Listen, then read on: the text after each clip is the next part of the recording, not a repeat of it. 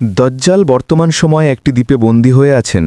দজ্জালকে কেয়ামত পর্যন্ত সবচেয়ে ভয়ানক ফিতনা বলা হয়েছে, কারণ তার কাছে শয়তানের শক্তি এবং দুনিয়াবী শক্তি সম্পূর্ণরূপে থাকবে। সে নিজের হাতে করে এই পৃথিবীকে নিয়ন্ত্রণ করবে এবং তার মাধ্যমেই পৃথিবীতে ধ্বংস চালানো হবে।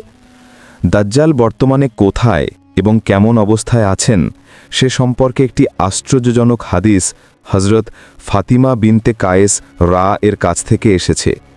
তিনি বলেন, একবার রাসূলুল্লাহ সাল্লাল্লাহু তাআলা আলাইহি ওয়াসাল্লাম নামাজের পর মিম্বারের উপর তাশরিফ নিয়ে আসলেন এবং ইরশাদ করলেন, তামিমদারি প্রথমে নাসরানি বা খ্রিস্টান সম্প্রদায়ের মানুষ ছিল, কিন্তু সে এখন মুসলিম হয়ে গিয়েছে এবং আমাকে একটি ঘটনার বর্ণনা করেছে। তামিমদারি বর্ণনা করেছেন যে তিনি একটি বড় নৌকায় চড়ে সমুদ্র পাড়ি দিচ্ছিলেন, যার উপর চড়ে বড় বড় সমুদ্রে সফর করা যায়। কাবিলায় লাখুম এবং জাজামের ৩০ জন ব্যক্তিও তার সাথে ছিলেন। ১ মাস পর্যন্ত সমুদ্রের তুফানের জন্য তারা আটকা পড়েছিলেন। মোটামুটি ৩০ দিন পর তারা একটি পূর্ব দিকের দ্বীপে পৌঁছালেন। যখন তারা সেই দ্বীপে নামলেন, তখন জন্তুর রূপ ধারণ করে একটি জিনিস তাদের চোখে পড়ল, যার সম্পূর্ণ শরীরে লোম ভর্তি ছিল। মানুষজন তাকে জিজ্ঞেস করল, তুই কি জিনিস? সে বলল, আমি দাজ্জালের জাসাসা বা গোয়েন্দা। তোমরা ওই গির্জাতে চলো, সেখানে এক ব্যক্তি আছে, সে তোমাদের জন্য অনেক দিন ধরে অপেক্ষা করছে। তারা সেই গির্জায় উপস্থিত হয়ে এক ভয়ানক দৈত্যরূপী ব্যক্তিকে দেখতে পেলেন। এর আগে তার মতো এরকম দৈত্য প্রকৃতির মানব তারা কখনো দেখেননি। তার হাত গর্দানের সঙ্গে এবং পা হাঁটু থেকে নিয়ে পাতা পর্যন্ত লোহার শিকল দ্বারা খুবই মজবুত করে বাঁধা ছিল। তামিমদারি তাকে বললেন, তোর সর্বনাশ হোক। সে বলল, এতক্ষণে তো তোমরা আমার সম্বন্ধে জেনে গিয়েছ, এবার তোমরা বলো তোমাদের পরিচয় কি? তারা বললেন, আমরা আরবের বাসিন্দা এবং আমরা একটি বড় নৌকায় সফর করছিলাম। সমুদ্রের মধ্যে তুফান আসার কারণে আমরা ১ মাস পর্যন্ত সেখানেই আটকা পড়েছিলাম এবং তারপর আমরা এই দ্বীপে পৌঁছে গিয়েছি। তখন সে বলল, আমাকে এটি বলো, বাইশানের খেজুর গাছগুলোতে ফল ধরছে কি না? তারা বললেন, হ্যাঁ, ধরছে। তখন সে বলল, সেই সময় খুবই কাছাকাছি চলে এসেছে যখন সেগুলোতে ফল ধরা বন্ধ করে দেবে। সে বলল, আমাকে তিবরিয়া সাগরের সম্বন্ধেও বলো, সেখানে পানি আছে কিনা? তারা বলল, অনেক পানি আছে। সে বলল, সেই জামানা খুবই কাছাকাছি চলে এসেছে যখন এই সাগরে আর কোনো পানিই থাকবে না। তারপর সে জিজ্ঞেস করল, জুগারের ঝর্ণার সম্বন্ধে বলো, সেখানে পানি আছে কিনা এবং সেই বস্তির লোকেরা সেই পানি দ্বারা তাদের কৃষিকাজ করে চলেছে? তখন তারা বলল, তার মধ্যে প্রচুর পানি আছে এবং মানুষজন তার পানি দ্বারা খুব আনন্দের সঙ্গে কৃষিকাজ করে থাকে। তারপর সে বলল, আচ্ছা, আমাকে নাবিউল উম্মির ব্যাপারে কিছু বলো, তিনি এখন কি করছেন? তখন তারা বলল, তিনি মক্কা থেকে হিজরাত করে মদিনাতে তাশরিফ নিয়ে গিয়েছেন। সে জিজ্ঞেস করল, আচ্ছা, আরবের মানুষরা কি তার সঙ্গে যুদ্ধ করেছে? তারা বলল, হ্যাঁ। সে আবার জিজ্ঞেস করল, তাহলে এর পরিণতি কি হয়েছে? তখন তারা বলল, সে তার সাথীদেরকে নিয়ে পার্শ্ববর্তী এলাকার ওপর ভারী পড়ে গিয়েছে এবং মানুষজনও তার বশ্যতা স্বীকার করছে।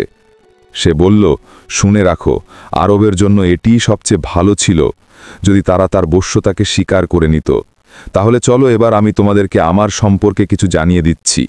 আমি হলাম মাসিহ দাজ্জাল, আর সেই সময় খুবই কাছাকাছি চলে এসেছে যখন আমাকে এখান থেকে বাইরে বের হবার অনুমতি দিয়ে দেওয়া হবে।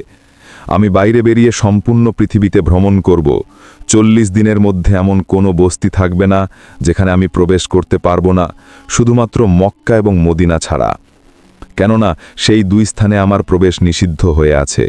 তবুও যদি আমি প্রবেশ করতে চাই, তাহলে ফেরেশতারা উলঙ্গ তলোয়ার নিয়ে তাড়া করবে।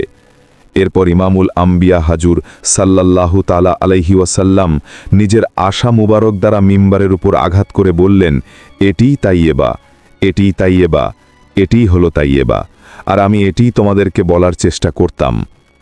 হযরত তামিমদারি এবং তার সাথীরা যেই দ্বীপে দাজ্জালের সঙ্গে সাক্ষাৎ করেছিলেন, তার জ্ঞান আজ পর্যন্ত কারোরই হয়নি কিন্তু এর সম্বন্ধে অনেক সমস্ত দাবি করা হয়ে থাকে যে সেই রহস্যময় দ্বীপ কোথায় আছে যেখানে দাজ্জালকে লোহার শিকল দ্বারা বন্দী করে রাখা হয়েছে। কিছু মানুষ মনে করে থাকেন আরব সাগরের কাছাকাছি অবস্থিত শুকোতারা নামের সেই দ্বীপই হল সেই দ্বীপ যেখানে দাজ্জাল বন্দী হয়ে আছে, আর এটি একটি এমন দ্বীপ যেটি সত্যি খুবই রহস্যময়। এই শুকোতারা দ্বীপটি ইয়ামান দেশের অংশ এবং স্থলভাগ থেকে 400 কিলোমিটার দূরে অবস্থান করছে। এই দ্বীপে বসবাসকারী পাখি, পশু এবং অনেক সমস্ত গাছ এমন আছে যেগুলি অন্যান্য পৃথিবীর থেকে একেবারে আলাদা। ড্র্যাগন ব্লাড ট্রি নামের এই আশ্চর্য অদ্ভুত গাছ এই উপদ্বীপে জন্ম নেয় এবং যেটিকে কাটার ফলে এই লাল রঙের রস বের হয়। দেখে এমনটি মনে হয় যে এই গাছ থেকে রক্ত বেরোচ্ছে। এছাড়াও এই দ্বীপে আশ্চর্য করে দেওয়ার মতো 700 প্রকারের গাছ এবং মাখলুকাত আরও বেঁচে আছে। এই দ্বীপের উপর একটি পাহাড় অবস্থিত আছে এবং যেখানে একটি বিখ্যাত গুহা আল হোকের অবস্থান, যার দূরত্ব মোটামুটি 3 কিলোমিটার পর্যন্ত। এত বড় গুহা সম্পূর্ণ পূর্বে আর কোথাও নেই।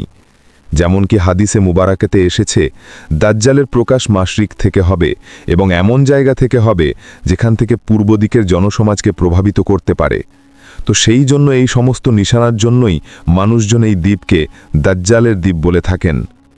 সেখানে আবার কিছু মানুষ আটলান্টিক মহাসাগরে অবস্থিত থাকা বারমুডা ট্রায়াঙ্গেলকেই দাজ্জালের বাসস্থান বলে থাকে। এটি সেই এলাকা যেখানে কম্পাস পর্যন্ত কাজ করা বন্ধ করে দেয়। সেখানে যাওয়া জাহাজ এবং নৌকাগুলো আর কখনো ফিরে আসে না। সেখানে প্রচুর বড় বড় দুর্ঘটনা আগেও ঘটে গিয়েছে। এছাড়াও বারমুডা ট্রায়াঙ্গেলে প্যারানর্মাল অর্থাৎ ভূত এবং জিনদের সঙ্গে সম্পর্কিত থাকা অনেকগুলো ঘটনাও সময়ে সময়ে সামনে এসে থাকে। এই এলাকাতে বেশিরভাগ সময়ই সামুদ্রিক তুফান এসে থাকে এবং অনেক উঁচু উঁচু সামুদ্রিক ঢেউ চলতেই থাকে। আপনাদেরকে জানিয়ে রাখি, বারমুডা সাধারণত কোনো একটি দ্বীপের নাম নয়, বরং এটি একটি বড় এলাকা যার মধ্যে 300রও বেশি বসবাসহীন এবং নিস্তব্ধ দ্বীপ অবস্থিত আছে, যেখানে মানুষ আজও পা রাখেনি।